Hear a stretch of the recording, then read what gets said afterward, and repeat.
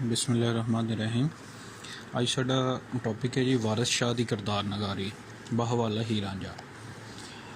ਹੀਰ ਰਾਂਝਾ ਵਾਰਿਸ ਸ਼ਾਹ ਨੇ 1766 ਈਸਵੀ ਦੇ ਵਿੱਚ ਲਿਖੀ ਸੀ, 18ਵੀਂ ਸਦੀ ਵਿੱਚ ਲਿਖੀ ਗਈ ਹੈ ਅਤੇ ਇਹ ਹੀਰ ਵਾਰਿਸ ਸ਼ਾਹ ਦਾ ਕਿੱਸਾ ਲਿਖਣ ਵਾਲਾ ਪਹਿਲਾ ਸ਼ਾਇਰ ਨਹੀਂ ਹੈ। ਇਹ ਤਕਰੀਬਨ 100 ਤੋਂ ਵੱਧ ਸ਼ਾਇਰ ਇਹ ਕਿੱਸਾ ਲਿਖ ਚੁੱਕੇ ਨੇ, ਲੇਕਿਨ ਇਹਨਾਂ ਸਾਰਿਆਂ ਕਿੱਸਿਆਂ 'ਚੋਂ ਸਭ ਨਾਲੋਂ ਜ਼ਿਆਦਾ ਉਚੇਚਤਾ ਜਿਸ ਕਿੱਸੇ ਦੀ ਹੈ ਉਹ ਹੀਰ ਵਾਰਿਸ ਸ਼ਾਹ ਦੀ ਹੈ।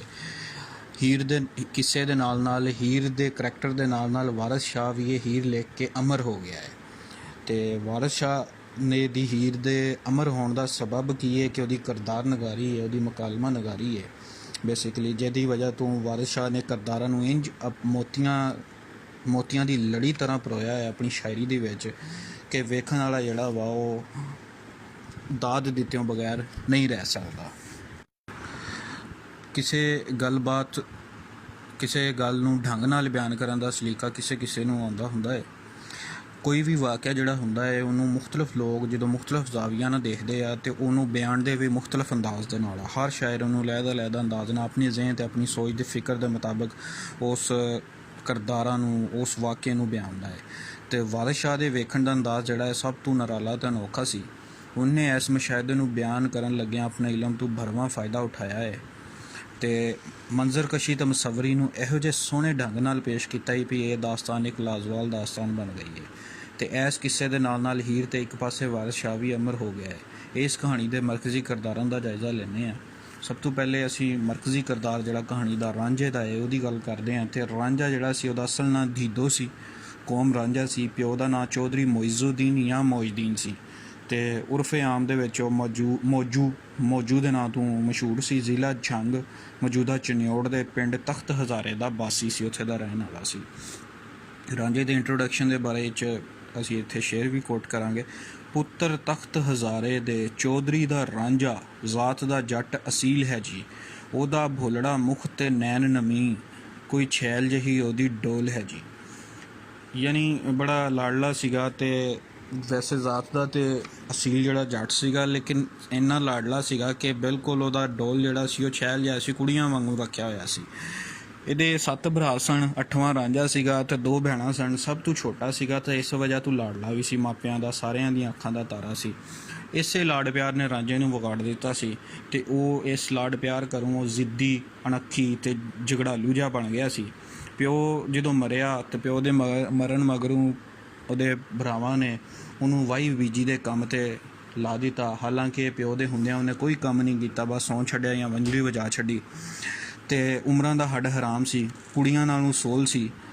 ਜਦੋਂ ਉਹਨੇ ਵਾਹੀ ਬੀਜੀ ਦਾ ਕੰਮ ਕਰਨਾ ਸ਼ੁਰੂ ਕੀਤਾ ਤਾਂ ਹੱਥਾਂ 'ਤੇ ਛਾਲੇ ਪੈ ਗਏ, ਪੈਰ ਪਾਟ ਗਏ ਅਤੇ ਨਤੀਜਤਨ ਉਹ ਕੀ ਹੋਇਆ ਕਿ ਭਰਜਾਈਆਂ ਨਾਲ ਲੜ ਕੇ ਘਰੋਂ ਨਿਕਲ ਟੁਰਿਆ। ਰਸਤੇ ਵਿੱਚ ਮਸੀਤ ਦੇ ਮੁੱਲਾਂ ਨਾਲ ਆਡਾ ਲਾ ਲਿਆ। ਰਸਤੇ ਵਿੱਚ ਜਿਹੜੇ ਪਿੰਡ ਦੇ ਵਿੱਚ ਉਹਨੇ ਰਾਤ ਗੁਜ਼ਾਰੀ, ਉਸ ਪਿੰਡ ਦੇ ਮਸੀਤ ਦੇ ਵਿੱਚ ਜਾ ਕੇ ਉਹਨੇ ਜਦੋਂ ਮਸੀਤ ਦੇ ਬਾਹਰ ਵੰਜਲੀ ਵਜਾਉਣੀ ਸ਼ੁਰੂ ਕੀਤੀ, ਲੋਕ ਇਕੱਠੇ ਹੋ ਗਏ, ਲੋਕ ਬੜੇ ਮੁਤਾਸਰ ਹੋਏ। ਵੰਜਲੀ ਦਾ ਬਹੁਤ ਜ਼ਬਰਦਸਤ ਵੰਜਲੀ ਵਜਾਉਂਦਾ ਸੀ, ਮਾਹਿਰ ਸੀਗਾ ਵਜਾਉਣ ਦਾ। ਅਤੇ ਉੱਥੇ ਮਸੀਤ ਦਾ ਜਿਹੜਾ ਮੁੱਲਾ ਸੀ ਉਹ ਆ ਗਿਆ, ਉਹਨੇ ਉਹਦੇ ਨਾਲ ਆਡਾ ਲਾ ਲਿਆ। ਉੱਥੇ ਵੀ ਇੱਕ ਮੁਕਾਲਮਾ ਨਗਾਰੀ ਸਾਨੂੰ ਵੇਖਣ ਨੂੰ ਮਿਲਦੀ ਹੈ। ਬਹਰਹਾਲ ਉਸ ਤੋਂ ਬਾਅਦ ਅਗਲੇ ਦਿਨ ਜਦੋਂ ਚਨਾਹ ਦੇ ਪੱਤਣ 'ਤੇ ਪਹੁੰਚਦਾ ਹੈ ਤਾਂ ਉੱਥੇ ਮਲਾਹ ਦੇ ਨਾਲ ਵੀ 2-2 ਹੱਥ ਕਰਦਾ ਹੈ। ਮਲਾਹ ਜਿਹੜਾ ਉਹਦੇ ਤੋਂ ਪੈਸੇ ਮੰਗਦਾ, ਕਹਿੰਦਾ ਮੈਂ ਤਾਂ ਮੁਸਾਫਰ ਹਾਂ, ਮੈਂ ਤੈਨੂੰ ਪੈਸੇ ਨਹੀਂ ਦੇ ਸਕਦਾ। ਉੱਥੇ ਵੀ ਲੜਦਾ ਹੈ ਉਹਦੇ ਨਾਲ। ਅਤੇ ਯਾਨੀ ਇਹ ਤੋਂ ਸਾਨੂੰ ਪਤਾ ਚੱਲਦਾ ਹੈ ਕਿ ਝਗੜਾਲੂ ਕਿਰਦਾਰ ਹੈ। ਪਹਿਲੇ ਆਪਣੀਆਂ ਭਾਬੀਆਂ ਨਾਲ, ਆਪਣੇ ਭਰਾਵਾਂ ਦੇ ਨਾਲ ਲੜਦਾ ਰਹਿੰਦਾ ਸੀ, ਭਾਬੀਆਂ ਨੂੰ ਤਾਨੇ ਮਿਹਣੇ ਦਿੰਦਾ ਸੀ, ਉਹਨਾਂ ਦੇ ਤਾਨੇ ਮਿਹਣੇ ਸੁਣਦਾ ਸੀ। ਉਸ ਤੋਂ ਬਾਅਦ ਜਦੋਂ ਪਿੰਡੋਂ ਨਿਕਲਿਆ ਛੱਡ ਕੇ, ਜਦੋਂ ਉਹਨਾਂ ਤਾਨੇ ਮਾਰੇ ਕਿ ਜਾ ਤੂੰ ਹੀਰ ਸਿਆਲੀ ਵਿਆਹ ਲਿਆ, ਉੱਥੋਂ ਨਿਕਲਿਆ ਅਤੇ ਰਸਤੇ 'ਚ ਮੌਲਵੀ ਦੇ ਨਾਲ ਲੜਿਆ ਜਿਹੜਾ ਕਿ ਇਮਾਮ ਮਸਜਿਦ ਸੀ। ਉਸ ਤੋਂ ਬਾਅਦ ਲੁੱਡਨ ਮਲਾਹ ਦੇ ਨਾਲ ਲੜਿਆ। ਯਾਨੀ ਹਰ ਜਗ੍ਹਾ 'ਤੇ ਜਿਹੜਾ ਵਾ ਉਹ ਗੱਲਬਾਤ ਕਰਦਾ ਹੈ, ਲੜਦਾ ਭਿੜਦਾ ਨਜ਼ਰ ਆਉਂਦਾ ਹੈ ਸਾਨੂੰ। ਅਤੇ ਵਾਰਿਸ ਸ਼ਾਹ ਨੇ ਆਪਣੀ ਕਿਤਾਬ ਵਿੱਚ ਰਾਂਝੇ ਦੇ ਮਨਫੀ ਰਵੱਈਏ ਨੂੰ ਵੀ ਉਜਾਗਰ ਕੀਤਾ ਹੈ। ਜੁਮੰਦਰੂ ਆਸ਼ਿਕ ਸੀਗਾ, ਆਪਣੇ ਖਿਆਲਾਂ ਦੀ ਮਲਕਾ ਹੀਰ ਨੂੰ ਲੱਭਣ ਟੁਰਿਆ ਅਤੇ 5 ਪੀਰਾਂ ਉਹਦਾ ਨਿਕਾਹ ਰਾਂਝੇ ਨਾਲ ਪੜ੍ਹਾ ਦਿੱਤਾ। ਹੀਰ ਨੇ ਸਾਰੀ ਉਮਰ ਉਹਦੇ 'ਤੇ ਹਕੂਮਤ ਕੀਤੀ। ਉਹ ਹੀਰ ਦੇ ਇਸ਼ਕ ਵਿੱਚ ਜੋਗੀ ਬਣਿਆ, ਆਪਣੇ ਕੰਨ ਪੜਵਾਏ, ਮੁੰਦਰੇ ਪਾ ਕੇ ਹੱਥ ਵਿੱਚ ਠੂਠਾ ਫੜ ਕੇ ਫਕੀਰ ਬਣਿਆ ਅਤੇ ਹੀਰ ਦੇ ਦਵਾਰ ਜਾ ਅਪੜਿਆ। ਹੀਰ ਦੇ ਆਖਣ 'ਤੇ ਕਾਲਾ ਬਾਗ ਵਿੱਚ ਡੇਰੇ ਲਾ ਬੈਠਾ। ਰਾਂਝੇ ਨੂੰ ਵੰਜਲੀ ਵਜਾਉਣ ਦਾ ਸ਼ੁਰੂ ਤੋਂ ਸ਼ੌਕ ਸੀ। ਇਸ ਵੰਜਲੀ ਦੀ ਤਾਨ 'ਤੇ ਹੀਰ ਆਸ਼ਕ ਹੋਈ ਅਤੇ ਹੀਰ ਦੀਆਂ ਮੱਝਾਂ ਵੀ ਇਸ ਤਾਨ ਦੀਆਂ ਜਾਣੂ ਸਨ। ਅਤੇ 2 ਸਾਨੂੰ ਇੱਥੇ ਕਰੈਕਟਰ ਦੇ ਬਾਰੇ 'ਚ 2 ਚੀਜ਼ਾਂ ਦਾ ਪਤਾ ਚੱਲਦਾ। ਇੱਕ ਤਾਂ ਇਹ ਕਿ ਹੱਡ ਹਰਾਮ ਸੀ, ਦੂਜਾ ਇਹ ਕਿ ਉਮਰਾਂ ਦਾ ਜਿਹੜਾ ਉਹ ਝਗੜਾਲੂ ਸੀਗਾ, ਵਿਗੜਿਆ ਹੋਇਆ ਸੀ। ਫਿਰ ਆਸ਼ਿਕ ਸੀਗਾ, ਜਮਾਂਦਰੂ ਆਸ਼ਿਕ ਸੀਗਾ। ਇਹ 3-4 ਚੀਜ਼ਾਂ ਦਾ ਸਾਨੂੰ ਇਹਦੇ ਕਰੈਕਟਰ ਦੇ ਬਾਰੇ 'ਚ ਪਤਾ ਚੱਲਦਾ ਹੈ। ਇਸੇ ਤਰ੍ਹਾਂ ਰਾਂਝਾ ਕਈ ਥਾਵਾਂ 'ਤੇ ਡੋਲਦਾ ਨਜ਼ਰ ਆਉਂਦਾ ਹੈ, ਪਰ ਹੀਰ ਉਹਨੂੰ ਹਰ ਜਗ੍ਹਾ ਸਹਾਰਾ ਦਿੰਦੀ ਹੈ। ਰਾਂਝੇ ਦੀ ਅਣਖ ਦੀਆਂ ਝਲਕੀਆਂ ਵਾਰਿਸ ਸ਼ਾਹ ਨੇ ਵਿਖਾਈਆਂ ਨੇ। ਉਹ ਗੁਰੂ ਬਾਲਨਾਥ ਤੋਂ ਹਿੱਕ ਦੇ ਜ਼ੋਰ 'ਤੇ ਜੋਗ ਲੈਂਦਾ ਹੈ। ਅਨਪੜ੍ਹ ਹੋਣ ਦੇ ਬਾਵਜੂਦ ਹਰ ਕਿਸੇ ਨਾਲ ਆਕੜ ਖਲੋਂਦਾ ਹੈ। ਗੱਲਾਂ ਨਾਲ ਹਰ ਕਿਸੇ ਨੂੰ ਆਪਣਾ ਹਮਾਇਤੀ ਬਣਾ ਲੈਂਦਾ ਹੈ। ਇਹ ਉਹਦੀ ਚਰਬ ਜ਼ਬਾਨੀ ਦਾ ਕਮਾਲ ਸੀ ਵੀ ਸੈਤੀ ਵਰਗੀ ਚਾਤਰ ਕੁੜੀ ਵੀ ਉਹਦੇ ਢਾਏ ਚੜ੍ਹ ਗਈ ਅਤੇ ਰਾਂਝੇ ਦੇ ਮਗਰ ਲੱਗ ਕੇ ਆਪਣੇ ਵੀਰ ਦਾ ਜੱਗਾ ਚੋੜ ਕਰ ਬੈਠੀ। ਰਾਂਝੇ ਦਾ ਕਿਰਦਾਰ ਆਸ਼ਿਕ ਹੋਣ ਦੇ ਹਵਾਲੇ ਨਾਲ ਇੱਕ ਮਜ਼ਬੂਤ ਕਿਰਦਾਰ ਹੈ ਅਤੇ ਹਕੀਕਤ ਦੇ ਬਹੁਤ ਨੇੜੇ ਹੈ। 5 ਪੀਰਾਂ ਦਾ ਕਰਾਮਾਤੀ ਨਿਕਾਹ ਇਸ ਕਿੱਸੇ ਦੇ ਤਸਲਸਲ ਨੂੰ ਕਾਇਮ ਰੱਖਦਾ ਹੈ। ਯਾਨੀ ਓਵਰਆਲ ਅਸੀਂ ਜੇ ਮੁਹਾਂਦਰਾ ਕਰੀਏ ਰਾਂਝੇ ਦੇ ਕਰੈਕਟਰ ਦਾ, ਤਾਂ ਸਭ ਤੋਂ ਪਹਿਲੇ ਤਾਂ ਲਾਡਲਾ, ਉਸ ਤੋਂ ਬਾਅਦ ਕੋਈ ਕੰਮ ਕਾਜ ਨਹੀਂ ਸੀ ਕਰਦਾ, ਲੜਨਾ ਝਗੜਨਾ ਉਹਦਾ ਮਸ਼ਗਲਾ ਸੀ, ਹੱਡ ਹਰਾਮ ਸੀ, ਠੀਕ ਹੈ, ਝਗੜਾਲੂ ਤਬੀਅਤ ਦਾ ਮਾਲਕ ਸੀਗਾ, ਮਨਫੀ ਰਵੱਈਏ ਸੀਗੇ ਉਹਦੇ ਕਿਰਦਾਰ ਦੇ ਵਿੱਚ, ਜਮਾਂਦਰੂ ਆਸ਼ਿਕ ਸੀ, ਆਪਣੇ ਖਿਆਲਾਂ ਦੇ ਵਿੱਚ ਰਹਿਣ ਵਾਲਾ ਸੀਗਾ, ਨਰਗਸੀਅਤ ਪਸੰਦੀ ਦਾ ਸ਼ਿਕਾਰ ਸੀਗਾ। ਇਸੇ ਤਰ੍ਹਾਂ ਵੰਜਲੀ ਵਜਾਉਣ ਦਾ ਬਹੁਤ ਸ਼ੌਕੀਨ ਸੀਗਾ ਅਤੇ ਇਹਦੇ 'ਤੇ ਕਮਾਲ ਦਰਜਾ ਮਹਾਰਤ ਵੀ ਰੱਖਦਾ ਸੀਗਾ।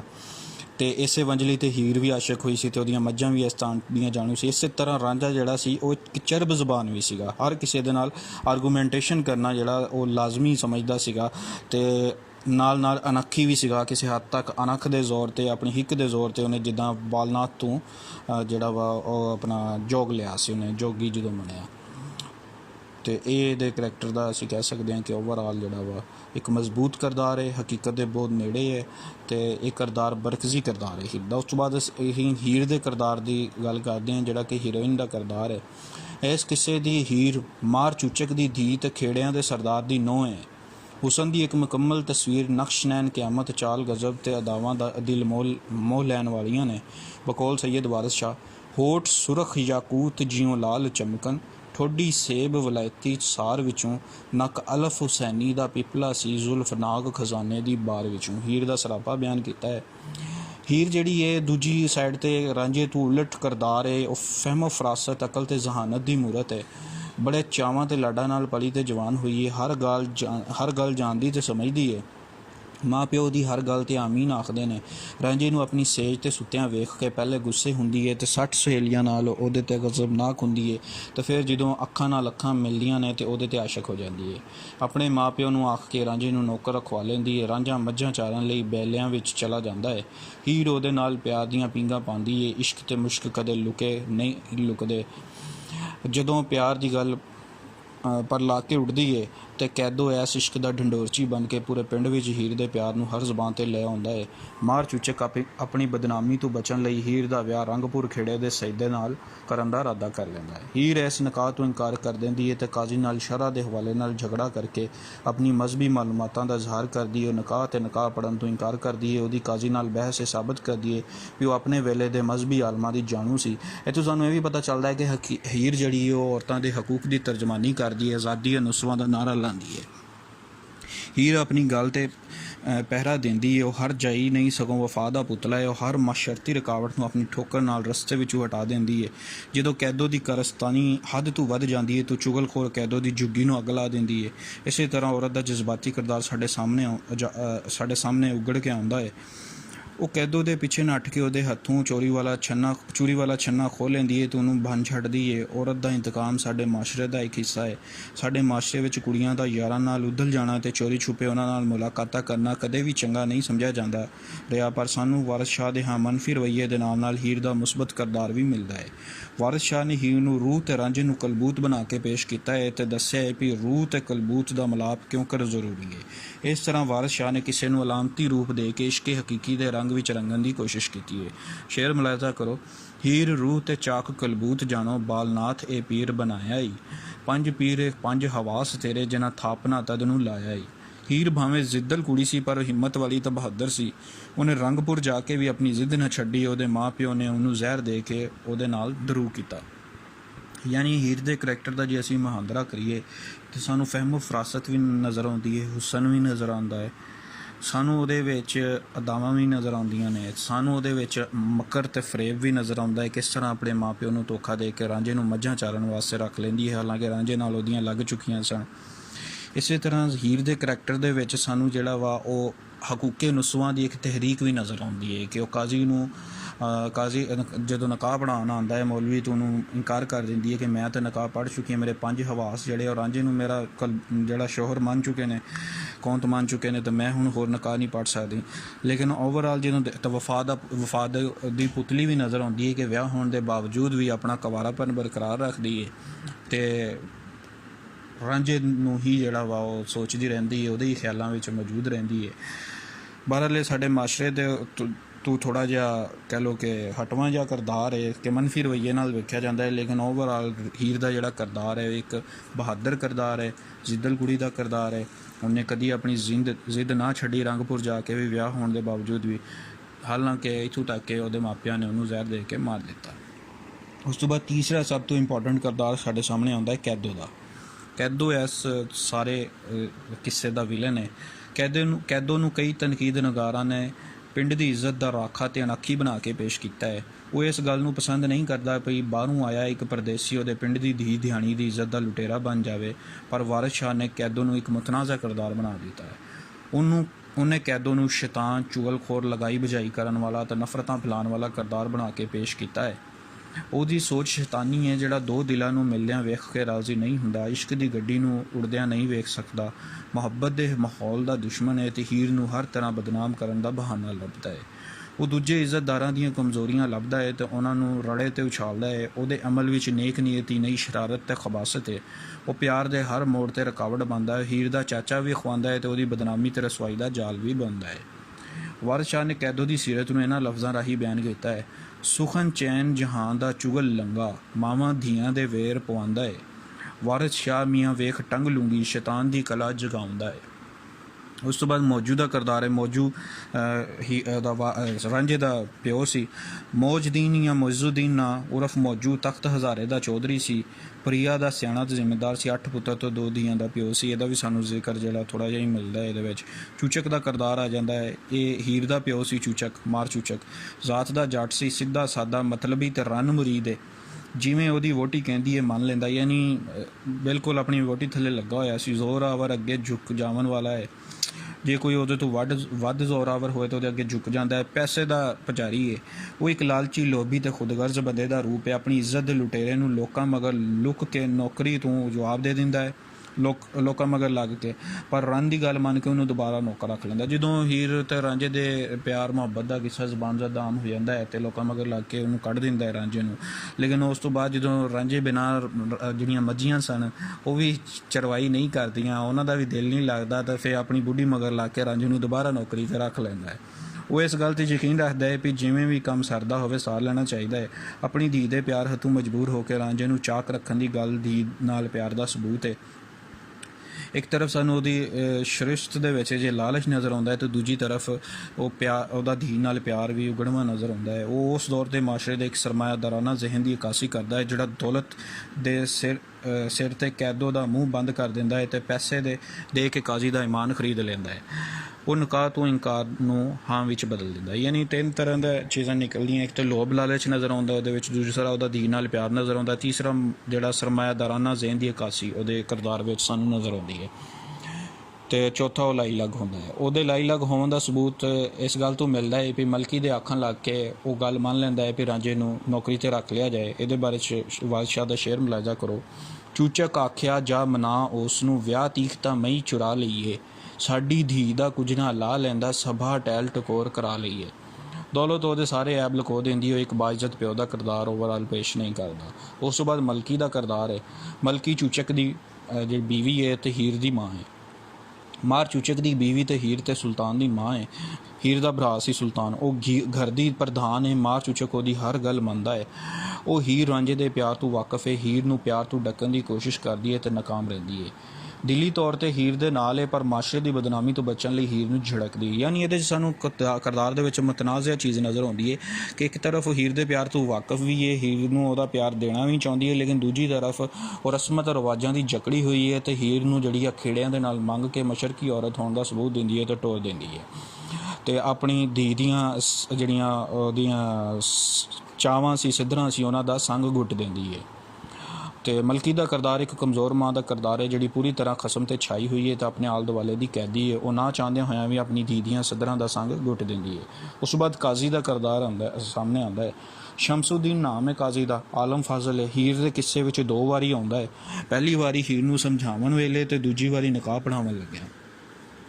ਕਾਜ਼ੀ ਹੀਰ ਨੂੰ ਸਮਝਾਉਣ ਵਿੱਚ ਨਾਕਾਮ ਰਹਿੰਦਾ ਹੈ। ਹੀਰ ਦੀ ਮਜ਼ਹਬੀ ਬਹਿਸ ਦਾ ਕਾਜ਼ੀ ਕੋਲ ਕੋਈ ਜਵਾਬ ਨਹੀਂ ਹੁੰਦਾ। ਕਾਜ਼ੀ ਉਹਨਾਂ ਆਲਮਾਂ ਵਿੱਚੋਂ ਜਿਹੜੇ ਚਮਕ ਵੇਖ ਕੇ ਤਫਸੀਰ ਬਦਲ ਦਿੰਦੇ ਨੇ ਤੇ ਕੁਰਾਨ ਦੀਆਂ ਆਇਤਾਂ ਦੇ ਮਾਨੇ ਆਪਣੇ ਮਤਲਬ ਮੁਜਬ ਕਰਦੇ ਨੇ। ਹੀਰ ਆਖਦੀ ਹੈ ਉਹਦਾ ਨਿਕਾਹ 5 ਪੀਰਾਂ ਨੇ ਰਾਂਝੇ ਨਾਲ ਪੜ੍ਹਾਇਆ ਹੈ, ਇਸ ਲਈ ਉਹ ਸੈਦੇ ਨਾਲ ਨਿਕਾਹ ਕਰਕੇ ਨਿਕਾਹ ਉੱਤੇ ਨਿਕਾਹ ਨਹੀਂ ਪੜ੍ਹੇਗੀ। ਜ਼ਬਰਦਸਤੀ ਦਾ ਨਿਕਾਹ ਸ਼ਰਈ ਤੇ ਅਕਲੀ ਤੌਰ 'ਤੇ ਜਾਇਜ਼ ਨਹੀਂ ਹੈ। ਕਾਜ਼ੀ ਪੈਸੇ ਦੇ ਲਾਲਚ ਵਿੱਚ ਉਹਦੇ ਇਨਕਾਰ ਨੂੰ ਲੋਕਾਂ ਅੱਗੇ ਇਕਰਾਰ ਬਣਾ ਕੇ ਪੇਸ਼ ਕਰਦਾ ਹੈ। ਉਹਦਾ ਕਿਰਦਾਰ ਇੱਕ ਲੋਭੀ ਤੇ ਲਾਲਚੀ ਆਦਮੀ ਦਾ ਕਿਰਦਾਰ ਹੈ। ਵਾਰਿਸ ਸ਼ਾਹ ਆਖਦੇ ਨੇ, ਖਾਵਨ ਵੱਡੀਆਂ ਨਿੱਤ ਇਮਾਨ ਵੇਚਣ, ਇਹੋ ਮਾਰ ਹੈ ਕਾਜ਼ੀਆਂ ਸਾਰਿਆਂ ਨੂੰ। ਯਾਨੀ ਪੈਸੇ ਦੇ ਕੇ ਆਪਣਾ ਇਮਾਨ ਵੇਚਣਾ ਉਦੋਂ ਦੇ ਕਾਜ਼ੀਆਂ ਦਾ ਜਿਹੜਾ ਮਸ਼ਗਲਾ ਸੀ। ਉਸ ਤੋਂ ਬਾਅਦ ਸੈਤੀ ਦਾ ਕਿਰਦਾਰ ਵੀ ਬੜਾ ਜ਼ਬਰਦਸਤ ਕਿਰਦਾਰ ਹੈ। ਮਾਰ ਅੱਜੂ ਦੀ ਧੀਏ ਯਾਨੀ ਹੀਰ ਦੇ ਸਹੁਰੇ ਦੀ ਧੀਏ। ਹੀਰ ਦੀ ਨਨਾਣ ਹੈ, ਝਗੜਾਲੂ ਹੈ, ਚਲਾਕ, ਚਾਤਰ ਤੇ ਖਚਰੀ ਹੈ। ਇਹ ਵੀ ਹੀਰ ਵਾਂਗੂ ਇਸ਼ਕ ਦੀ ਪੱਟੀ ਹੈ। ਇਸ ਕਰਕੇ ਦੋਵੇਂ ਇੱਕ ਦੂਜੇ ਦੀ ਕਮਜ਼ੋਰੀ ਤੋਂ ਵਾਕਿਫ ਹੋ ਜਾਂਦੀਆਂ ਨੇ। ਬੜੀ ਚਾਲਬਾਜ਼, ਜ਼ਮਾਨਾ ਸਾਜ਼ ਤੇ ਮੂੰਹ ਫੱਟ ਕੁੜੀ ਹੈ। ਜਦੋਂ ਰਾਂਝਾ ਜੋਗੀ ਬਣ ਕੇ ਆਇਆ ਉਹ ਸਮਝ ਗਈ ਕਿ ਇਹ ਜੋਗੀ ਨਹੀਂ ਹੀਰ ਦਾ ਯਾਰ ਹੈ। ਉਹ ਉਹਦੇ ਨਾਲ ਲੜਨ ਲੱਗ ਪੈਂਦੀ ਹੈ ਤੇ ਉਹਨੂੰ ਮਾਰ ਕੁੱਟ ਕੇ ਘਰੋਂ ਕੱਢ ਦਿੰਦੀ ਹੈ। ਪਰ ਰਾਂਝੇ ਦੇ ਮੂੰਹੋਂ ਮੁਰਾਦ ਦਾ ਨਾਂ ਸੁਣ ਕੇ, ਮੁਰਾਦ ਇਹਦਾ ਜਿਹੜਾ ਸੀਗਾ ਪਿਆਰ ਸੀਗਾ, ਉਹਦਾ ਨਾਂ ਸੁਣ ਕੇ ਨਰਮ ਪੈ ਜਾਂਦੀ ਹੈ। ਉਹ ਰਾਂਝੇ ਨੂੰ ਹੀਰ ਨਾਲ ਮਿਲਾਉਣ ਦਾ ਜ਼ਰੀਆ ਬਣ ਜਾਂਦੀ ਹੈ। ਕਾਲੇ ਬਾਗ ਵਿੱਚ ਸੈਰ ਦੇ ਬਹਾਨੇ ਹੀਰ ਨੂੰ ਲੈ ਜਾਂਦੀ ਹੈ ਤੇ ਕਾਲੇ ਸੱਪ ਦੇ ਲੜਨ ਦਾ ਡਰਾਮਾ ਰਚਾਉਂਦੀ ਹੈ। ਆਪਣੀ ਮਾਂ ਨੂੰ ਦਮ ਕਰਾਉਣ ਦਾ ਆਖ ਕੇ ਰਾਂਝੇ ਨੂੰ ਘਰ ਆਉਣ ਦਾ ਸਨਮਾਨ ਕਰਦੀ ਹੈ ਤਾਂ ਆਪ ਮੁਰਾਦ ਬਲੋਚ ਨਾਲ ਨੱਠ ਜਾਂਦੀ ਹੈ। ਇੰਜ ਆਪਣੇ ਮਾਪਿਆਂ ਦੀ ਇੱਜ਼ਤ ਪੈਰਾਂ ਹੇਠ ਰੋਲ ਛੱਡਦੀ ਹੈ। ਇਹਦਾ ਮੱਕਰ ਫਰੇਬ, ਇਹਦੇ ਸ਼ੈਤਾਨੀ ਕੰਮ ਜਿਹਦੇ ਵਿੱਚ ਉਹ ਆਪਣੇ ਮਾਪਿਆਂ ਨੂੰ ਵੀ ਧੋਖਾ ਦਿੰਦੀ ਹੈ ਤੇ ਇਹਦੇ ਬਾਰੇ 'ਚ ਵਾਰਿਸ ਸ਼ਾਹ ਲਿਖਦੇ ਨੇ, ਸ਼ੈਤਾਨ ਸ਼ਤੂੰਗੜੇ ਹੱਥ ਜੋੜਨ, ਸਹਿਤੀ ਗੁਰੂ ਤੇ ਅਸੀਂ ਜੁਗੇਲੀਆਂ ਨਹੀਂ। ਉਸ ਤੋਂ ਬਾਅਦ ਸੈਦੇ ਖਿੜੇ ਦਾ ਕਿਰਦਾਰ ਨਜ਼ਰ ਆਉਂਦਾ। ਬੜਾ ਹੀ ਕਮਜ਼ੋਰ ਕਿਰਦਾਰ ਹੈ। ਮਾਂ ਰੱਜੂ ਦਾ ਪੁੱਤਰ ਹੈ, ਸੈਤੀ ਦਾ ਭਰਾ ਹੈ ਤੇ ਹੀਰ ਦਾ ਖਾਵੰਦ ਹੈ। ਹੀਰ ਬਾਰੇ ਸਭ ਕੁਝ ਜਾਣਦਿਆਂ ਵੀ ਦੜਵਟ ਲੈਂਦਾ ਹੈ, ਚੁੱਪ ਹੋ ਜਾਂਦਾ ਹੈ। ਬੜਾ ਡਰਾਕਲ ਤੇ ਬੁਜ਼ਦਲ ਹੈ। ਸੁਹਾਗ ਰਾਤ ਹੀ ਹੀਰ ਤੋਂ ਇਹੋ ਜਿਹਾ ਡਰ ਜਾਂਦਾ ਹੈ ਕਿ ਮੁੜ ਉਹਦੇ ਨੇੜੇ ਨਹੀਂ ਢਕਿਆ। ਸਾਰੇ ਕਿੱਸੇ ਵਿੱਚ 2 ਵਾਰੀ ਆਉਂਦਾ ਹੈ। ਇੱਕ ਵਾਰੀ ਵਿਆਹ ਵੇਲੇ ਤੇ ਦੂਜੀ ਵਾਰੀ ਕਾਲੇ ਬਾਗ ਵਿੱਚੋਂ ਰਾਂਝੇ ਨੂੰ ਘਰ ਲਿਆਉਣ ਲਈ 5 ਰੁਪਏ ਤੇ ਖੰਡ ਮਲਾਈ ਲੈ ਕੇ ਜਾਂਦਾ ਹੈ। ਰਾਂਝੇ ਦੇ ਹੱਥੋਂ ਮਾਰ ਖਾਂਦਾ ਹੈ ਤੇ ਹੀਰ ਦੇ ਕੁਆਰੇ ਹੋਣ ਦੀ ਗਵਾਹੀ ਦਿੰਦਾ ਹੈ। ਨਾਮੁਰਾਦ ਦੇ ਵਾਰਿਸ ਸ਼ਾਹ ਦੇ ਕਲਾਮ ਨੂੰ ਰੂਹਾਨੀ ਤੇ ਸੂਫੀਆਨਾ ਰੰਗ ਵਿੱਚ ਵੇਖਣ ਵਾਲੇ ਸੈਦੇ ਨੂੰ ਇਜ਼ਰਾਈਲ ਦਾ ਨਾਂ ਦਿੰਦੇ ਨੇ। ਯਾਨੀ ਜਦੋਂ ਹੀਰ ਨੂੰ ਸੱਪ ਲੜਨ ਦਾ ਬਹਾਨਾ ਕੀਤਾ ਜਾਂਦਾ ਹੈ ਤੇ ਕਿਹਾ ਜਾਂਦਾ ਹੈ ਕਿ ਉਹ ਸੈਤੀ ਕਹਿੰਦੀ ਹੈ ਕਿ ਉਹ ਫਲਾਂ ਕਾਲੇ ਬਾਗ ਵਿੱਚ ਇੱਕ ਜੋਗੀ ਹੈ, ਉਹ ਇਹਦਾ ਇਲਾਜ ਕਰ ਸਕਦਾ ਹੈ। ਤੇ ਖੇੜਾ ਜਿਹੜਾ ਵਾ ਸੈਦਾ ਖੇੜਾ ਜਾਂਦਾ ਹੈ, ਉਦੋਂ 5 ਰੁਪਈਏ ਤੇ ਖੰਡ ਮਲਾਈ ਲੈ ਕੇ ਜਾਂਦਾ ਉਹਨੂੰ ਲਿਜਾਣ ਤੇ ਅੱਗਿਓਂ ਰਾਂਝਾ ਉਹਨੂੰ ਕੁੱਟਦਾ ਹੈ। ਰਾਂਝਾ ਹੁੰਦਾ ਜੋਗੀ ਤੇ ਨਾਲੇ ਉਹਦੇ ਕੋਲੋਂ ਗਵਾਹੀ ਲੈਂਦਾ ਹੈ ਕਿ ਹੀਰ ਜਿਹੜੀ ਉਹ ਹਜੇ ਤੱਕ ਕੁਆਰੀ ਹੈ। ਯਾਨੀ ਇੰਤਹਾਈ ਕਮਜ਼ੋਰ ਕਿਰਦਾਰ ਨਜ਼ਰ ਆਉਂਦਾ ਹੈ। 5 ਪੀਰ ਦਾ ਕਿਰਦਾਰ ਦੇਖੀਏ ਤੇ ਕਿਸੇ ਨੂੰ ਅਗਾਂਹ ਵਧਾਉਣ ਲਈ ਸਾਡੇ ਕਹਾਣੀਕਾਰ ਹਮੇਸ਼ਾ ਮਾਫੂਕਲ ਫਿਤਰਤ ਤੇ ਮਾਫੂਕਲ ਅਕਲ ਕਿਰਦਾਰ ਵੀ ਪੇਸ਼ ਕਰਦੇ ਨੇ। ਵਾਰਿਸ ਸ਼ਾਹ ਨੇ ਵੀ ਹਜ਼ਰਤ ਬਾਬਾ ਫਰੀਦ, ਹਜ਼ਰਤ ਸ਼ਹਿਬਾਜ਼ ਕਲੰਦਰ, ਹਜ਼ਰਤ ਬਹਾਉਦੀਨ ਜ਼ਕਰੀਆ ਮੁਲਤਾਨੀ, ਹਜ਼ਰਤ ਖਿਜ਼ਰ अलैहिस्सलाम और सैयद जलालुद्दीन बुखारी मखदूम जहानिया ਦੇ ਕਿਰਦਾਰ ਪੇਸ਼ ਕੀਤੇ ਨੇ। ਇਹਨਾਂ ਨੂੰ 5 ਪੀਰਾਂ ਦੇ ਕਿਰਦਾਰ ਵਿੱਚ ਪੇਸ਼ ਕੀਤਾ ਹੈ ਜਿਹੜੇ ਹਰ ਔਖੇ ਵੇਲੇ ਰਾਂਝੇ ਦੀ ਮਦਦ ਕਰਦੇ ਨੇ। ਰਾਂਝੇ ਨੂੰ ਜੰਗ ਪਹੁੰਚਾਉਣ, ਹੀਰ ਨਾਲ ਨਿਕਾਹ ਪੜ੍ਹਾਉਣ ਤੇ ਹੀਰ ਨੂੰ ਰਾਂਝੇ ਨਾਲ ਟੋਰਨ ਵਿੱਚ ਇਹਨਾਂ ਦਾ ਕਿਰਦਾਰ ਨੁਮਾਇਆ ਹੈ। ਵਾਰਿਸ ਸ਼ਾਹ ਨੇ 5 ਪੀਰਾਂ ਨੂੰ ਇਨਸਾਨ ਦੇ ਹਵਾਸੇ ਖਮਸਾ ਵੀ ਆਖਿਆ ਹੈ। ਵੰਗੀ ਵੇਖੋ, 5 ਪੀਰ ਏ 5 ਹਵਾਸ ਤੇਰੇ, ਜਿਨ੍ਹਾਂ ਥਾਪਣਾ ਤਦ ਨੂੰ ਲਾਇਆ ਈ। ਉਸ ਤੋਂ ਬਾਅਦ ਸੁਲਤਾਨ ਦਾ ਕਿਰਦਾਰ ਹੈ। ਹੀਰ ਦਾ ਭਰਾ ਹੈ ਸੁਲਤਾਨ, ਮਲਕੀ ਤੇ ਮਾਰ ਚੂਚਕ ਦਾ ਪੁੱਤਰ ਹੈ। ਇੱਕ ਗੈਰਤਮੰਦ ਕਿਰਦਾਰ ਹੈ। ਮਾਂ ਉਹਦੀ ਗੈਰਤ ਨੂੰ ਆਪਣੇ ਲਫ਼ਜ਼ਾਂ ਵਿੱਚ ਬਿਆਨ ਕਰਦੀ ਹੈ, ਪਰ ਇਹ ਜਿਹੜਾ ਗੈਰਤਮੰਦ ਕਿਰਦਾਰ ਹੈ ਇਹ ਆਪਣੀ ਗੈਰਤ ਦਾ ਅਮਲੀ ਮੁਜ਼ਾਹਰਾ ਕਿਧਰੇ ਵੀ ਵਿਖਾਲੀ ਨਹੀਂ ਦਿੰਦਾ। ਵੰਗੀ ਦੇਖੋ, ਵਾਰਿਸ ਸ਼ਾਹ ਜਿਹੜੀ ਧੀ ਬੁਰੀ ਹੋਵੇ ਦਈਏ ਰੋੜ ਸਮੁੰਦਰੋਂ ਪਾਰ ਆਵਾਂ। ਜਦੋਂ ਸੁਲਤਾਨ ਨੂੰ ਪਤਾ ਚੱਲਦਾ ਤਾਂ ਆਪਣੀ ਮਾਂ ਨੂੰ ਸ਼ਿਕਾਇਤ ਲਾਉਂਦਾ ਹੈ। ਉਹ ਕਹਿੰਦਾ ਕਿ ਇਹਨੂੰ ਡੱਕ ਨਹੀਂ ਤਾਂ ਮੈਂ ਇਹਦੀ ਧੌਣ 'ਤੇ ਤਲਵਾਰ ਮਾਰ ਦਾਂਗਾ, ਇਹਨੂੰ ਮਾਰ ਦਾਂਗਾ, ਇਹਨੂੰ ਘਰ ਹੋੜ ਦੇ। ਤੇ ਨਾਲ ਕਹਿੰਦਾ ਹੈ ਕਿ ਵਾਰਿਸ ਸ਼ਾਹ ਦੇ ਲਫ਼ਜ਼ਾਂ ਵਿੱਚ, ਵਾਰਿਸ ਸ਼ਾਹ ਜਿਹੜੀ ਧੀ ਬੁਰੀ ਹੋਵੇ ਦਈਏ ਰੋੜ ਸਮੁੰਦਰੋਂ ਪਾਰ ਆਵਾਂ। ਲੇਕਿਨ ਓਵਰਆਲ ਆਪਣੀ ਗੈਰਤ ਦਾ ਅਮਲੀ ਮੁਜ਼ਾਹਰਾ ਕਿਤੇ ਵੀ ਕਰਦਾ ਨਜ਼ਰ ਨਹੀਂ ਆਉਂਦਾ। ਉਸ ਤੋਂ ਬਾਅਦ ਅੱਜੂ ਦਾ ਕਿਰਦਾਰ ਹੈ। ਅੱਜੂ ਹੀਰ ਦਾ ਸਹੁਰਾ, ਸੈਤੀ ਤੇ ਸੈਦੇ ਦਾ ਪਿਓ ਤੇ ਖੇੜਿਆਂ ਦਾ ਸਰਦਾਰ ਆਜ਼ਮ ਹੈ। ਬੜੀ ਸ਼ਾਨ ਤੇ ਟੋਰ ਵਾਲਾ ਬੰਦਾ ਹੈ, ਪਰ ਧੀ ਦੇ ਆਖੇ ਲੱਗ ਕੇ ਰਾਂਝੇ ਨੂੰ ਆਪਣੇ ਘਰ ਆਉਣ ਦੀ ਇਜਾਜ਼ਤ ਦੇ ਦਿੰਦਾ ਹੈ ਤੇ ਜੋਗੀ ਰਾਂਝੇ ਦੇ ਆਖਣ ਤੇ ਹੀਰ ਤੇ ਸੈਤੀ ਨੂੰ ਉਹਦੇ ਨਾਲ ਤਨਹਾਈ ਵਿੱਚ ਮਿਲਣ ਦਾ ਮੌਕਾ ਮੁਹੱਈਆ ਕਰਦਾ ਹੈ। ਅਯਾਲੀ ਦਾ ਕਿਰਦਾਰ ਹੈ। ਰੰਗਪੁਰ ਦਾ ਅਜੜੀ ਹੈ। ਬੜਾ ਚੱਕਰੀ ਤੇ ਵੇਲੇ ਦਾ ਚੰਡਿਆ ਹੋਇਆ ਹੈ। ਬੰਦੇ ਦੀ ਨਬਜ਼ 'ਤੇ ਹੱਥ ਰੱਖਦਾ ਹੈ। ਜੋਗੀ ਦੇ ਰੂਪ ਵਿੱਚ ਆਉਣ ਵਾਲੇ ਰਾਂਝੇ ਨੂੰ ਪਛਾਣ ਲੈਂਦਾ ਹੈ। ਨਿੱਕੀ ਨਿੱਕੀ ਗੱਲ ਵੀ ਦੀ ਸੂਹ ਲੈਂਦਾ ਹੈ। ਲੋਕਾਂ ਕੋਲੋਂ ਗੱਲਾਂ ਪੁੱਛ ਦੱਸ ਕੇ ਆਪਣੀ ਵਾਕਫੀਅਤ ਵਿੱਚ ਵਾਧਾ ਕਰਦਾ ਹੈ। ਮਿੱਠੀ ਨਾਇਣ ਦਾ ਕਿਰਦਾਰ ਦੇਖਿਆ ਜਾਏ ਤੇ ਜੰਗ ਦੀ ਨਾਇਣ ਹੈ। ਹੀਰ ਤੇ ਰਾਂਝੇ ਦੀ ਖੁਫੀਆ ਮੁਲਾਕਾਤਾਂ ਦਾ ਮੌਕਾ ਪੈਦਾ ਕਰਦੀ ਹੈ, ਆਪਣੇ ਘਰ ਨੂੰ ਰਾਂਝੇ ਦੀ ਠਾਰ ਬਣਾ ਦਿੰਦੀ ਹੈ। ਜਦੋਂ ਹੀਰ ਰਾਂਝੇ ਦਾ ਕਿੱਸਾ ਜ਼ੁਬਾਨ ਦਾ ਆਮ ਹੋ ਜਾਂਦਾ ਹੈ, ਉਸ ਤੋਂ ਬਾਅਦ ਜਿਹੜਾ ਹੈ ਇਹ ਕੀ ਕਰਦੀ ਹੈ ਕਿ ਉਹਨਾਂ ਦੀਆਂ ਮੁਲਾਕਾਤਾਂ ਦਾ ਬੰਦੋਬਸਤ ਕਰਦੀ ਹੈ, ਪੈਸੇ ਲੈਂਦੀ ਹੈ, ਪੈਸੇ ਲੈ ਕੇ ਉਹਨਾਂ ਦੀਆਂ ਮੁਲਾਕਾਤਾਂ ਕਰਾਉਂਦੀ ਹੈ, ਕਿਉਂਕਿ ਉਹਨਾਂ 'ਤੇ ਪਾਬੰਦੀਆਂ ਲੱਗ ਚੁੱਕੀਆਂ ਹੁੰਦੀਆਂ ਨੇ। ਸੈਤੀ ਦੀ ਮਾਂ ਦਾ ਕਿਰਦਾਰ ਦੇਖਿਆ ਜਾਏ ਤੇ ਸਿੱਧੀ ਸਾਦੀ ਤੇ ਬੋਲੀ ਬਾਲੀ ਹੈ, ਧੀ ਦੇ ਆਖੇ ਲੱਗ ਕੇ ਹੀਰ ਨੂੰ ਸੈਤੀ ਨਾਲ ਕਾਲੇ ਬਾਗ ਘੱਲ ਦਿੰਦੀ ਹੈ। ਝੂਠ ਮੂਠ ਸੱਪ ਲੜਨ ਤੇ ਰਾਂਝੇ ਦਾ ਜੋਗੀ ਬਣ ਕੇ ਘਰ ਆਉਣ 'ਤੇ ਇਤਰਾਜ਼ ਨਹੀਂ ਕਰਦੀ। ਉਹਦਾ ਕਿਰਦਾਰ ਆਮ ਸੱਸਾਂ ਵਾਂਗਰ ਲੜਾਕਾ ਤੇ ਝਗੜਾਲੂ ਨਹੀਂ ਹੈ। ਸਹੇਲੀਆਂ, ਹੀਰ ਦੀਆਂ 60 ਸਹੇਲੀਆਂ ਦਾ ਕਿਰਦਾਰ ਸਾਨੂੰ ਨਜ਼ਰ ਆਉਂਦਾ ਹੈ। ਜਦੋਂ ਰਾਂਝਾ ਆ ਕੇ ਹੀਰ ਦੀ ਸਹਿਜ 'ਤੇ ਲੇਟ ਜਾਂਦਾ ਹੈ ਤੇ ਉਹ 60 ਸਹੇਲੀਆਂ ਜਿਹੜੀਆਂ ਨੇ ਉਹ ਹੀਰ ਦੇ ਨਾਲ ਰਲ ਕੇ ਰਾਂਝੇ ਨੂੰ ਚੰਗੀ ਤਰ੍ਹਾਂ ਫੰਡਦੀਆਂ ਨੇ। ਤਸੱਵੁਫ ਦੀ ਜ਼ੁਬਾਨ ਵਿੱਚ ਸਹੇਲੀਆਂ ਤੋਂ ਮੁਰਾਦ ਬੀਵੀ ਤੇ ਘਰ ਬਾਰ ਲਿਆ ਜਾਂਦਾ ਹੈ ਤੇ ਇਹ 60 ਸਹੇਲੀਆਂ ਇੱਕ ਤੋਂ ਇੱਕ ਵੱਧ ਚਲਾਕ ਤੇ ਚਾਤਰ ਨੇ। ਲੁੱਡਣ ਮਲਾਹ ਦਾ ਕਿਰਦਾਰ ਹੈ। ਉਸ ਬੇੜੀ ਦਾ ਮਲਾਹ ਹੈ ਜਿਹਦੇ ਵਿੱਚ ਹੀਰ ਦਾ ਪਲੰਘ ਵਿਛਿਆ ਹੋਇਆ ਹੈ, ਪੈਸੇ ਲੈ ਕੇ ਲੋਕਾਂ ਨੂੰ ਪੱਤਨ ਪਾਰ ਕਰਾਉਂਦਾ ਹੈ। 2 ਰੰਨਾਂ ਦਾ ਇਕਲੌਤਾ ਸ਼ੋਹਰ ਹੈ ਤੇ ਰਾਂਝਾ ਉਹਦੀ ਬੇੜੀ ਵਿੱਚ ਹੀਰ ਦੀ ਸੇਜ 'ਤੇ ਸੋ ਜਾਂਦਾ ਹੈ, ਲੇਕਿਨ ਰਾਂਝੇ ਨੂੰ ਪਹਿਲੇ ਉਹ ਬੇੜੀ 'ਤੇ ਬਿਠਾਉਣ ਤੋਂ ਇਨਕਾਰ ਕਰਦਾ ਹੈ ਕਿਉਂਕਿ ਰਾਂਝੇ ਕੋਲ ਦੇਣ ਵਾਸਤੇ ਕੋਈ ਰੁਪਇਆ ਪੈਸਾ ਨਹੀਂ ਸੀ। ਲੁੱਡਣ ਮਲਾਹ ਦੇ ਕਿਰਦਾਰ ਰਾਹੀਂ ਸਾਨੂੰ ਇੱਕ ਲੋਭ, ਲਾਲਚ ਤੇ ਖੁਦਗਰਜ਼ੀ ਨਜ਼ਰ ਆਉਂਦੀ ਹੈ। ਮਾਸ਼ਰੇ ਦੇ ਵਿੱਚ ਐਸਾ ਕਿਰਦਾਰ ਹੈ ਜਿਹੜਾ ਕਿ ਲੋਭ, ਲਾਲਚ ਤੇ ਖੁਦਗਰਜ਼ੀ ਨੂੰ ਦੀ ਨੁਮਾਇੰਦਗੀ ਕਰ ਰਿਹਾ ਹੈ, ਕਿਉਂਕਿ ਲੁੱਡਣ ਜਿਹੜਾ ਵਾ ਉਹ ਬਿਲਕੁਲ ਵੀ ਤਿਆਰ ਨਹੀਂ ਹੁੰਦਾ ਕਿ ਬਗੈਰ ਰੁਪਈਏ ਪੈਸੇ ਤੋਂ ਰਾਂਝੇ ਨੂੰ ਦਰਿਆ ਪਿਆਰ ਕਰਾਵੇ, ਜਦ ਕਿ ਰਾਂਝਾ ਕਹਿੰਦਾ ਕਿ ਮੈਂ ਮੁਸਾਫਰ ਹਾਂ ਤੇ ਮੇਰੇ ਕੋਲ ਕੋਈ ਸ਼ੈ ਨਹੀਂ ਤੇ ਤੂੰ ਮੈਨੂੰ ਦਰਿਆ ਪਿਆਰ ਕਰਵਾ। ਵਾਰਿਸ ਸ਼ਾਹ ਨੇ ਦੱਸਿਆ ਕਿ ਲੁੱਡਣ ਵਰਗੇ ਲੋਕ ਉਦੋਂ ਦੀ ਗੰਢ ਦੇ ਪੂਰੇ ਸਨ ਜਿਹੜੇ ਪੈਸੇ ਨੂੰ ਆਪਣਾ ਦੀਨ ਇਮਾਨ ਸਮਝਦੇ ਸਨ, ਪਰ ਜ਼ੋਰਾਵਰ ਅੱਗੇ ਝੁਕ ਵੀ ਜਾਂਦੇ ਸਨ। ਲੁੱਡਣ ਮਲਾਹ ਬਾਰੇ ਆਖਦੇ ਨੇ, ਪੈਸਾ ਖੋਲ ਕੇ ਹੱਥ ਜੇ ਧਰੇ ਮੇਰੇ, ਗੋਦੀ ਚਾਈ ਕੇ ਪਾਰ ਉਤਾਰਨਾ ਹਾਂ, ਅਤੇ ਢੀਕਿਆ ਮੁਫਤ ਜੇ ਕੰਨ ਖਾਏ, ਚਾ ਬੇੜੀਆਂ ਜ਼ਮੀਨ 'ਤੇ ਮਾਰਨਾ ਹੈ। ਉਸ ਤੋਂ ਬਾਅਦ ਰਾਂਝੇ ਦੇ ਭਰਾਵਾਂ ਦੀ ਗੱਲ ਕੀਤੀ ਜਾਏ ਤਾਂ ਰਾਂਝੇ ਦੇ 7 ਭਰਾ ਸਨ ਜਿਹੜੇ ਉਹਦੇ ਤੋਂ ਵੱਡੇ ਸਨ। ਮੌਜੂ ਚੌਧਰੀ ਨੇ ਉਹਨਾਂ ਦਾ ਵਿਆਹ ਆਪਣੀ ਹਯਾਤੀ ਵਿੱਚ ਕਰ ਦਿੱਤਾ ਸੀ। ਪਿਓ ਦੇ ਮਰਨ ਤੋਂ ਮਗਰੋਂ ਰਾਂਝਾ ਇਹਨਾਂ ਦੇ ਵੱਸ ਪੈ ਗਿਆ ਸੀ। ਬਾਬੀਆਂ ਦੀਆਂ ਨੁਕਰਾਂ ਤੇ ਟੀਚਰਾਂ ਨੇ ਰਾਂਝੇ ਨੂੰ ਘਰ ਛੱਡਣ 'ਤੇ ਮਜਬੂਰ ਕਰ ਦਿੱਤਾ ਸੀ। ਅਦਾਲਤ ਦੇ ਖੜਪੰਚਾਂ ਨੂੰ ਰਿਸ਼ਵਤ ਦੇ ਕੇ ਚੰਗੀ ਪੈਲੀ ਆਪਣੇ ਨਾਲ ਲਵਾ ਲਈ ਤੇ ਰਾਂਝੇ ਨੂੰ ਬੇਬਾਤ ਤੇ ਬੰਜਰ ਪੈਲੀ ਦੇ ਦਿੱਤੀ। ਇਸ ਵਾਕਿਏ ਦੇ ਬਾਰੇ 'ਚ ਵਾਰਿਸ ਸ਼ਾਹ ਲਿਖਦਾ ਹੈ, ਹਜ਼ਰਤ ਕਾਜ਼ੀ ਨੇ 5 ਸਦਾ ਸਾਰੇ ਭਾਈਆਂ ਜ਼ਮੀਨ ਨੂੰ ਕੱਚ ਪਵਾਇਆ ਏ, ਵੱਡੀ ਦੇ ਕੇ ਭੋਈ ਦੇ ਬਣੇ ਵਾਰਿਸ ਬੰਜਰ ਜ਼ਮੀਨ ਰਣਜੀਠੇ ਨੂੰ ਆਇਆ ਏ। ਤੇ ਲੇਕਿਨ ਜਦੋਂ ਰਾਂਝਾ ਜਿਹੜਾ ਵਾ ਉਹ ਭਰਾਵਾਂ ਦੇ ਭਾਬੀਆਂ ਦੇ ਰਵੱਈਏ ਤੋਂ ਜਿਹੜਾ ਵਾ ਉਹ ਨਾਰਾਜ਼ ਹੋ ਕੇ ਔਰ ਭਰਾਵਾਂ ਨਾਲ ਲੜ ਝਗੜ ਕੇ ਜਦੋਂ ਪਿੰਡ ਛੱਡਣ ਦਾ ਫੈਸਲਾ ਕਰਦਾ ਹੈ ਤੇ ਪਿੰਡੋਂ ਨਿਕਲਦਾ ਹੈ ਤੇ ਇਹੀ ਬਰਾਤ ਭਾਬੀਆਂ ਨੂੰ ਮਨਾਉਣ ਵੀ ਪਿੱਛੇ ਆਉਂਦੇ ਨੇ। ਭਰਾ ਉਹਦੇ ਮਿੰਨਤਾਂ ਤੱਲੇ ਮਾਰਦੇ ਨੇ। ਵਾਰਿਸ ਸ਼ਾਹ ਆਖਦਾ ਹੈ, ਭਾਈ ਮਰਨ ਤੇ ਪਾਉਂਦੀਆਂ ਬੱਜ ਬਾਹਾਂ, ਬਿਨਾਂ ਭਾਈਆਂ ਪਰ ਹੈ ਪਰਿਵਾਰ ਨਹੀਂ। ਮੁੱਲਾਂ ਦਾ ਕਿਰਦਾਰ, ਮਸੀਤ ਦੇ ਮੁੱਲਾਂ ਦਾ ਕਿਰਦਾਰ ਇੱਕ ਰਵਾਇਤੀ ਕਿਰਦਾਰ ਹੈ ਜਿਹੜਾ ਖੁਦ ਬੇਅਮਲੀ ਦਾ ਨਮੂਨਾ ਹੈ, ਪਰ ਰਾਂਝੇ ਨੂੰ ਬੇਦਾੜੀ ਹੋਵਨ ਤੇ ਉਹਨੂੰ ਮੁਸ਼ਟੰਡਾ ਆਖਦਾ ਹੈ। ਇਹ ਜਦੋਂ ਰਾਂਝਾ ਪਿੰਡ ਛੱਡ ਕੇ ਨੱਸਦਾ ਹੈ ਜਾਂਦਾ ਹੈ ਤੇ ਜਦੋਂ ਰਾਤ ਪੈ ਜਾਂਦੀ ਹੈ ਤੇ ਅਗਲੇ ਪਿੰਡ ਦੇ ਵਿੱਚ ਜਾ ਕੇ ਮਸੀਤ ਦੇ ਵਿੱਚ ਰਹਿੰਦਾ ਹੈ ਤੇ ਉੱਥੇ ਦਾ ਜਿਹੜਾ ਮਸੀਤ ਦਾ ਮੌਲਵੀ ਸੀ ਉਹਦੇ ਨਾਲ ਰਾਂਝੇ ਦਾ ਆਡਾ ਲੱਗ ਜਾਂਦਾ ਹੈ। ਉਹ ਮੌਲਵੀ ਉਹਨੂੰ ਤਾਨੇ ਦਿੰਦਾ ਹੈ ਕਿ ਇਹ ਸ਼ਰੀਅਤ ਦਾ ਜਿਹੜਾ ਬਿਲਕੁਲ ਵੀ ਕੋਈ ਅਮਲੀ ਨਮੂਨਾ ਇਹਦੇ ਵਿੱਚ ਨਜ਼ਰ ਨਹੀਂ ਆ ਰਿਹਾ, ਕੰਨੀ ਇਹਨੇ ਮੁੰਦਰੇ ਪਾਏ ਹੋਏ ਨੇ, ਦਾੜੀ ਦੂੜੀ ਹੈ ਕੋਈ ਨਹੀਂ ਇਹਦੀ। ਤਾਂ ਰਾਂਝਾ ਉਸ ਮਸੀਤ ਦੇ ਕਿਰਦਾਰ ਦੇ ਬਾਰੇ ਦੇ ਵਿੱਚ ਜਿਹੜਾ ਨਾ ਉਹਨੂੰ ਮੁਸ਼ਟੰਡਾ ਆਖਦਾ ਹੈ। ਮਸੀਤ ਵਿੱਚ ਰਾਤ ਕੱਟਣ 'ਤੇ ਉਹਨੂੰ ਲਾਨ ਤਾਨ ਕਰਦਾ ਹੈ ਤੇ ਰਾਂਝੇ ਨੂੰ ਮਸੀਤੋਂ ਕੱਢ ਦਿੰਦਾ ਹੈ। ਰਾਂਝੇ ਦੀ ਜ਼ੁਬਾਨੀ ਮਲਾਹ ਦੇ ਕਿਰਦਾਰ ਦੀ ਇੱਕ ਝਲਕ ਵੇਖੋ। ਦਾੜੀ ਸ਼ੇਖ ਦੀ ਅਮਲ ਸ਼ੈਤਾਨ ਵਾਲੇ ਕਿਹਾ ਰਾਣਿਓ ਜਾਂਦਿਆਂ ਰਾਹੀਆਂ। ਰਾਜਾ ਅਦਲੀ ਦਾ ਕਿਰਦਾਰ ਕਬੂਲੇ ਦਾ ਹਾਕਮ ਹੈ। ਇਹਦੇ ਦਰਬਾਰ ਵਿੱਚ ਹੀਰ ਰਾਂਝਾ ਫੜ ਕੇ ਪੇਸ਼ ਕੀਤੇ ਜਾਂਦੇ ਨੇ। ਜਦੋਂ ਹੀਰ ਰਾਂਝਾ ਤੇ ਮੁਰਾਦ ਤੇ ਸੈਤੀ ਕੰਧ ਵਿੱਚ ਸੰਨ ਲਾ ਕੇ ਨੱਸ ਜਾਂਦੇ ਨੇ ਤੇ ਮੁਰਾਦ ਤੇ ਸੈਤੀ ਤੇ ਹੱਥ ਨਹੀਂ ਆਉਂਦੇ ਤੇ ਹੀਰ ਰਾਂਝਾ ਜਿਹੜੇ ਨੇ ਉਹ ਫੜੇ ਜਾਂਦੇ ਨੇ, ਖੇੜੇ ਫੜ ਲੈਂਦੇ ਨੇ ਤੇ ਕਬੂਲੇ ਦੇ ਹਾਕਮ ਰਾਜਾ ਅਦਲੀ ਦੇ ਦਰਬਾਰ ਵਿੱਚ ਉਹਨਾਂ ਨੂੰ ਫੜ ਕੇ ਪੇਸ਼ ਕੀਤਾ ਜਾਂਦਾ ਹੈ। ਪਹਿਲੇ ਰਾਜਾ ਅਦਲੀ ਹੀਰ ਨੂੰ ਖੇੜਿਆਂ ਦੇ ਹਵਾਲੇ ਕਰ ਦਿੰਦਾ ਹੈ ਤੇ ਫਿਰ ਜਦੋਂ ਰਾਂਝਾ ਬਦਦੁਆ ਦਿੰਦਾ ਹੈ ਤੇ ਉਸ ਬਦਦੁਆ ਦੇ ਕਰਕੇ ਕਬੂਲੇ ਨੂੰ ਅੱਗ ਲੱਗ ਜਾਂਦੀ ਹੈ ਤੇ ਰਾਂਝੇ ਦੇ ਢਿੱਡ ਵਿੱਚ ਰਾਜੇ ਦੇ ਢਿੱਡ ਵਿੱਚ ਸ਼ਦੀਦ ਦਰਦ ਉੱਠਦਾ ਹੈ। ਜਦੋਂ ਉਹਨੂੰ ਪਤਾ ਲੱਗਦਾ ਹੈ ਵੀ ਇਹ ਸਖਤੀ ਸਾਰੀ ਰਾਂਝੇ ਦੀ ਬਦਦੁਆ ਦਾ ਨਤੀਜਾ ਹੈ ਤੇ ਹੀਰ ਨੂੰ ਰਾਂਝੇ ਦੇ ਹਵਾਲੇ ਕਰ ਦਿੰਦਾ ਹੈ।